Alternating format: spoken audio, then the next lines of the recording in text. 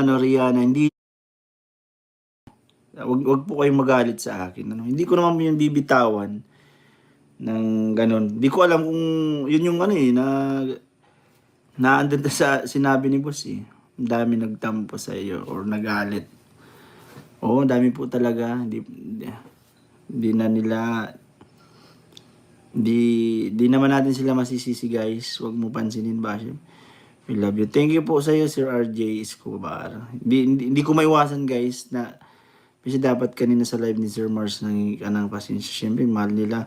Nasaktan lang sila. Ang punto ko po doon sa comment ko, sinabi ko po talaga yun, di ba? Iba kasi sa chat. Sinabi ko po talaga yun. Kasi utos ni Boss KR. Wala naman ako intention doon na ano. Sinabi ni Idol Mars na nilalaglag ko daw si Kalinga Prab. Hindi po. Sa tingin nyo, sino yung binala sa kanya? Di ba? Parang ako, di ba? Gets nyo ba, guys? No? Ako yung ngayon lugod na napupuruhan na parang yun nga, bala. Di ba? Kaya wag niya sabihin na nilalaglag ko si Kalinga Prab. Ang gusto ko, galing sa kanya yun. Di ba? Galing naman yan sa kanya. No? Yun po ang ibig sabihin ko doon. Wag akong sisihin, kasi hindi ko naman po kayang sabihin yun nang walang utos. Po mga basher ang mission niya, saktan lang po sa sinabi mo na nagaling sa Mikris ang basher. Sa akin nga po nang galing, pero hindi ko po idea yun, guys. Ako po nagsalita, pero hindi ko po idea yun. Ano? Sino ako para magsalita, di ba? Sino man ako para magsalita? Ano, guys? Sa tingin nyo po. Kaya dapat sana man, unawain nyo naman ako.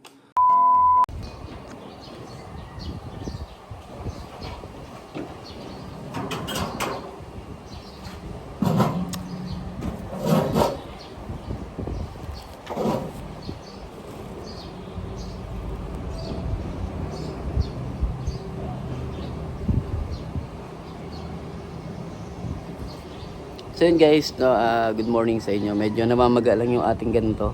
Parang mayroong kaninang tumusok or insekto na hindi natin alam kung ano yung nangyari. Kakain tayo dahil nandito tayo sa may-ari ng culinary school. Itong building na ito ay culinary school dito sa Camarines Norte. Siyempre kaibigan natin at kliyente natin itong kaibigan natin ito. So pangit ng ng mata natin, medyo namaga.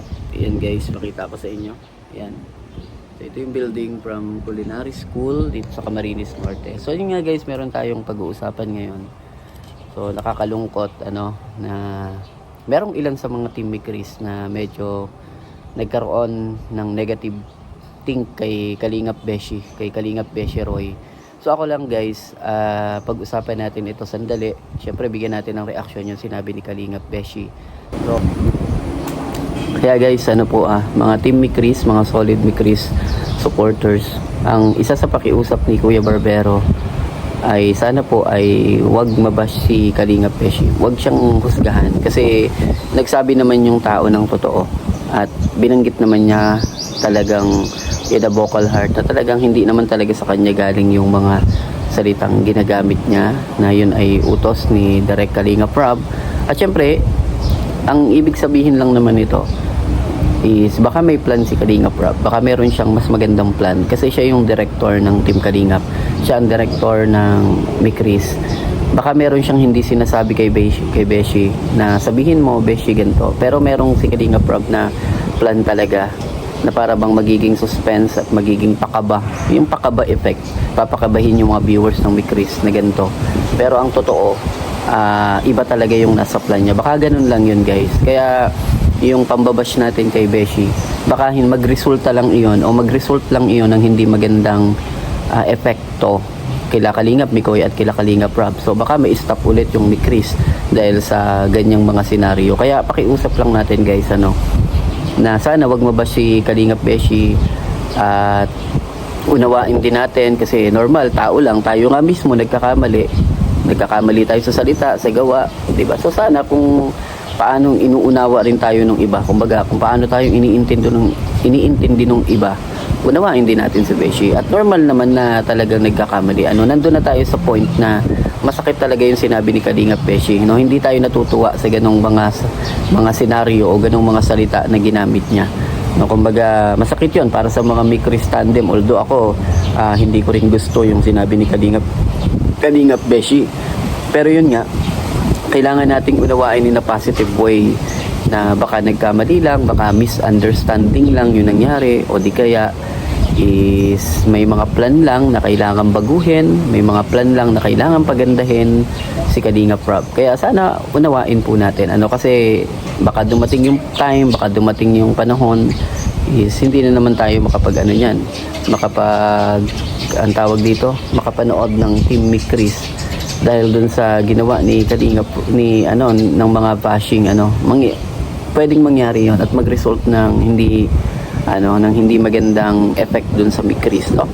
Kasi kagaya ng mga nakaraan, nagkaroon ng mga problema, nagkaroon ng hindi pagkakaunawaan. So ano yung nangyari? So na-stop ng ilang buwan yung Mikris at hindi natin napanood. Tayo naman, sabik na sabik tayong makapanood ng Team Mikris. Pero nga, dahil sa problema, totoo, di naman may iwasan yung problema at walang exemption sa problema. Lahat naman ng love team, lahat naman ng tandem nagkakaroon ng problema. Pero syempre, mag-a-adjust din tayo mga ka-Team Mikris. Kung merong mga kaunting problema, kung merong hindi pagkakaunawaan sa pagitan ng viewers at ng mga reactor at ng mga vlogger, so ikikip natin yan para hindi maging issue ng sobra. Kasi kapag naging issue ng sobra yan, ay magkakaroon yan ng domino effect, no? Hindi tayo makakapanood at mai-stop na naman yung ating pinapanood. So para magpatuloy, maging positibo lang tayo dun sa mga bagay-bagay. So unawain natin yung tao na nakapagsalita ng hindi maganda at patawarin natin. Syempre yun yung isa sa pinakamaganda. Paano gagaan yung pakiramdam natin kung hindi tayo nagpapatawa dun sa tao? Napatawarin natin kasi tao yan si Beshi Roy at alam naman natin na supporters siya ng Team Mikris. So mulat sa pool, alam natin, nakita na natin yan, ay talagang solid supporters yan. So baka may mga plan lang si Kalingap Rob, may mga plan lang sila na hindi pa natin alam at maging suspense lang ito o kakaba-kaba, napakabahin lamang tayo. So yung payo ni Kuya Barbero TV sa pagsasalita ni Kalingap Beshi, although masakit yon, pero uunawain natin yon para maging mapayapa at maging maayos at makausad ng husto at lumakas pa yung Team Mikris. No, kasi pag pinakita natin na talagang hindi tayo nasaktan dun sa mga sinasabi ng ibang mga bashing o ng ibang mga tao, so patunay lang yon na ang Team Mikris, solid supporters, ay nanonood talaga in a positive way na hindi kailangan na masaktan, hindi kailangan na mambash o manakit ng kapwa. So yung Kuya Barbero TV, huwag kayong ma-offend sa sinabi ko. Ito ay totoong totoong senaryo lamang at totoong usap-usapan. So pasupport na lang rin po ng ating munting YouTube channel. Pasensya na kayo kung tayo ay medyo mahina ngayon gawa ng nasa labas tayo. Thank you so much and bye-bye.